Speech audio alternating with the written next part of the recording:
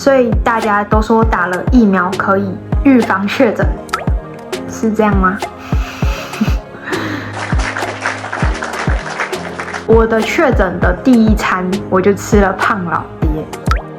讲讲我觉得这次确诊之后带给我什么样的正面影响。大家一定会觉得很奇怪啊，确诊就确诊，还有什么正面影响吗？안녕하세요，뉴뉴입니다。今天呢，要跟你们来近况更新一下。那要怎么样一个更新呢？就是我今天要跟你们谈谈我确诊之后的感受，还有我自己觉得我确诊之后，确诊带给我有什么样的影响。就是一个我确诊过后的心得。那我想可能在这之前，很多人都已经确诊过了。那我呢，就是也是非常不幸的，对，非常不幸的，在上个礼拜呢，我也确诊了。这支影片呢，主要是我想要跟大家分享一下我确诊的期间都经历了什么，然后有什么样的症状，或者是怎么样的生活作息跟吃了哪些食物这样子。对，就是让那个以后如果有确诊的人可以有一点点的参考吗？对，之类的这样子。好，那所以我们就开始吧。那我呢是一个打了3剂疫苗的人，然后我3剂疫苗打的都是 BNT。那我不知道是因为 BNT 本身就比较柔和还是怎么样，然后我自己是在打3剂疫苗的时候，我都完全没有什么副作用，就是只有那个手臂打的地方会有点酸痛而已。然后可是那个酸痛也就是大概1-2天什么的就会消失的那种，所以我也不会很在意，然后也没有什么精神上不好的状态。那个时候打疫苗的时候，我这次感染新冠是在我打完第3剂，大概应该不太到1个月左右，然后我就得了，我就中了。对，所以大家都说打了疫苗可以预防确诊，是这样吗？然后再来，我要讲讲我确诊时候的一些症状。那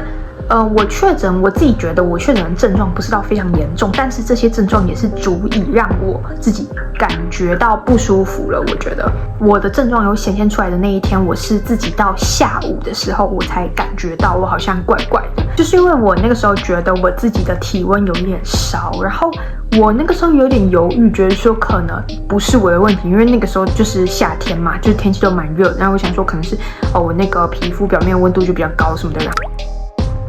然后我就没有及时去量体温，我就一直到晚上睡前的时候我才去量体温，然后就发现说自己烧起来了。那个时候我已经在隔离期间了，因为家里有人确诊这样子，所以我那个时候就是已经在就是都不能出门的状态。然后我那个时候就是发烧了嘛，然后就睡前量体温的时候一量就是38.6度左右都差不多，然后我就很犹豫要不要吃普拿疼，但我最后没有吃。然后我没有吃之后，很神奇的，隔天早上，起来之后，然后我在量体温就变成是37.1，对，就是下降蛮多的，下降了大概1.5度嘛，我觉得蛮多的。然后我完全没有吃药，但是我早上起来量完体温之后，然后我也及时的马上做了一个快筛。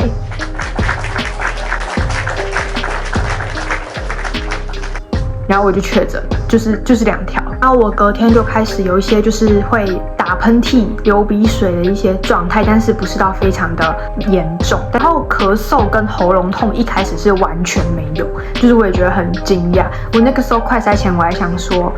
我可能就是只是一般小感冒，因为我完全觉得我没有一开始没有咳嗽什么的，就是新冠不是就是最具代表的就是要咳嗽嘛，然后我没有这样。结果我还是中了，代表每个人的症状可能不太一样，然后症状产生的那个先后顺序也不太一样。其实我快筛一结束之后，我当下自己心里蛮错愕的，因为我就想说我自己疫情已经过了这么久的时间，然后我也都没有得，我就想说如果我自己真的很小心的话，应该就可以逃过一劫吧。但结果我还是中了，对，所以大家务必小心啊！中了也没有关系，就是乖乖的线上看诊，这样吃药，这样子一定会度过的，总会度过的。然后反正我确诊之后，我就开始跟医生线上问诊，不是医生问我诊，对，我被问诊这样子。然后就是申报自己确诊的消息啊，等等的这样。然后我确诊这段时间呢，我几乎都点熊猫，就是我都依赖熊猫吃我的3餐。我的确诊的第1餐，我就吃了胖老爹，就是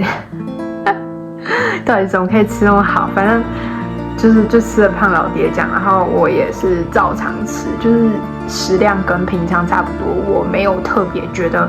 胃口不好还是怎么样。然后就这样子很平凡过了第1天，然后接下来第2天呢，我就开始觉得我的喉咙有一点痛，但其实第1天的晚上准备要睡觉的时候，我就有一点就是会咳嗽，会干咳，那时候还没有什么痰，但第2天起来的时候喉咙就有点痛，但是是微痛，不会到像有些人跟我讲说他确诊的感觉是，就是感觉那个喉咙像刀割的那种感觉，我没有，就是微痛，而且感觉是因为前1天睡前有一点咳嗽，然后咳到喉咙有点发炎，所以有点痛痛肿肿那种感觉，所以就是从第1天的末期开始会逐渐有一点咳嗽的感觉，逐渐开始变得有痰，一开始是干咳，之后就是有痰，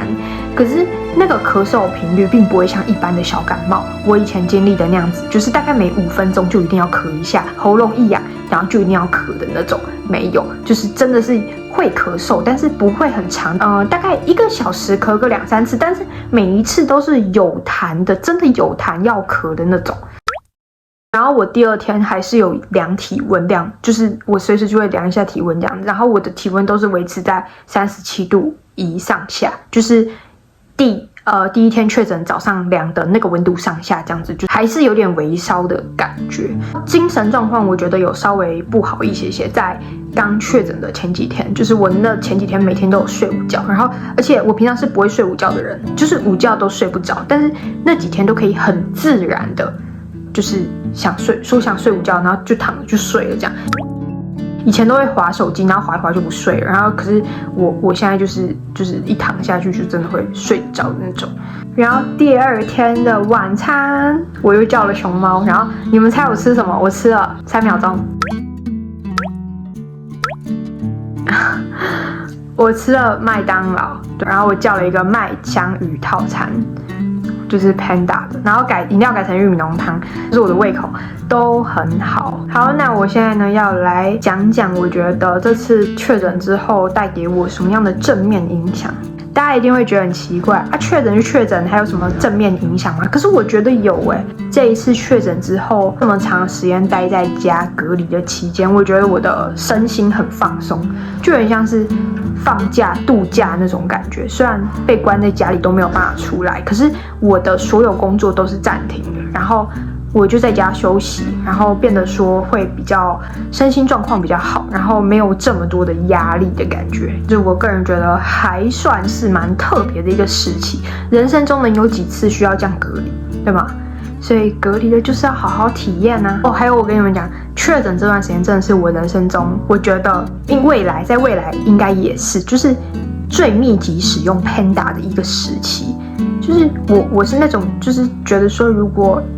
自己可以走路出去买东西，就不要麻烦别人外送的那种人，所以我平常很少使用 Panda， 但是现在是真的没办法出去啊，所以当然就是会叫 Panda， 然后也很感谢那些就是愿意帮忙送餐的外送员们，外送员非常辛苦，给他们一个赞。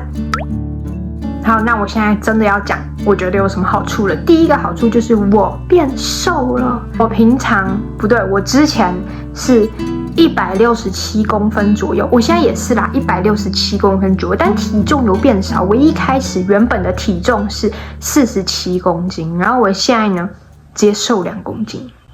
就变45公斤。我刚量也是45多，我不知道是不是不健康的瘦，可是我觉得是健康的，因为我真的都有吃东西，而且你们也听到我就吃超多，就是也没有超多啦，就跟我平常差不多。然后我又吃那些有点不健康炸的东西，感觉会变胖的东西，但居然没有变胖，就是我还蛮意外的哦。然后除了你们听到说我隔离期间吃的那次麦当劳之外，我其实吃了总共2次麦当劳，然后还有1次胖老爹跟1次的那个烧肉冻。对，吃的有点太好了。然后再来第2个，就是我觉得呢，我的皮肤变好了，我的皮肤变光滑了，因为我的皮肤呢，很常就是会长一些微微，然后居然说是可能痘痘啊之类的。然后可是我好像就是确诊之后就变得比较好，这几天隔离过后变得比较好。我不知道是不是因为我的睡眠时间变多了，所以皮肤状况变好，这也有可能。然后再来第3个就是呢，我学会了提早睡觉。因为我得新冠期间，我会告诉自己说，我就是一个病人，病人就是要早点睡觉，所以呢，我就会尽量让自己可以在12点之前就躺在床上，不管会不会睡着，就是躺一下，可能12点多1点就真的会睡着啊。我以前就是觉得自己不想睡，就不会在床上静下来的那种人，就是会一直滑手机，然后就到最后都很晚睡这样子。那我现在就是有稍微调整一下我的作息，然后我差不多都早上8、9点就会起床，就是虽然好像也睡得蛮多的，可是我之前都更晚起，我之前是大概可能10点、11点才会起床，最近有比较早。好，那以上呢就是我这次我觉得疫情确诊之后带给我的一些小优点的一些分享。然后今天呢是我隔离的结束的倒数第2天，最后2天。有看我 IG 发文的人就会知道，说我在 Instagram 发文说最后再2天这样子。意思就是说，我在2天就可以出去了，在2天就可以踏出这个家门。我现在暑假已经开始了2个礼拜，然后呢，我家门一步都还没有踏出去，除了工作之外，对，就是没有那种跟朋友出去的那种。所以我现在要先许愿，就是说我隔离结束之后，我一定要跟朋友出去，然后呢，我还要上网买一些我想买的东西，这样。不然我现在领货都无法，那个快递即使寄来我家，我也要签收啊，我根本没办法签收。然后我出门前可能还会再快筛一次，就是如果真的到时候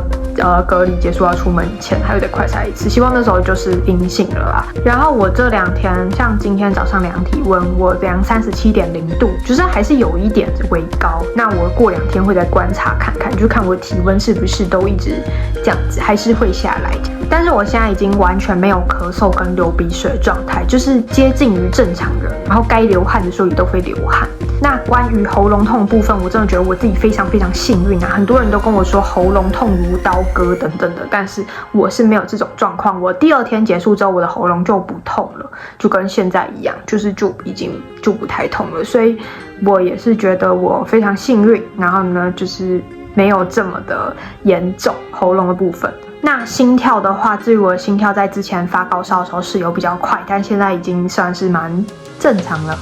对，都是大概维持在1分钟大概60-70下这样子。然后大家要说打疫苗真的有效吗？我是不知道打疫苗是不是真的有效。其实我一开始打疫苗的原因呢，就不是为了害怕确诊，我一开始打疫苗的原因就是为了工作的关系，所以就是一定要打满3剂，所以我就去打。但是我身边真的有没有完全1剂疫苗都没有打的人，但是得了新冠之后依然也是轻症的，所以我不知道说打疫苗跟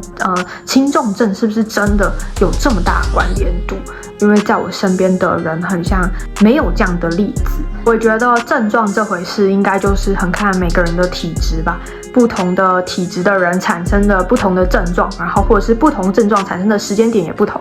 然后就是非常的随机，所以大家还是小心为上，能不要确诊就不要确诊啦。对，我觉得真的蛮可怕的，因为大家都不知道自己会不会是那个症状严重的人，对，就是要冒着这样的风险，我觉得不太好。好啦，隔离我觉得真的是一件会上瘾的事情。我现在要解脱隔离，虽然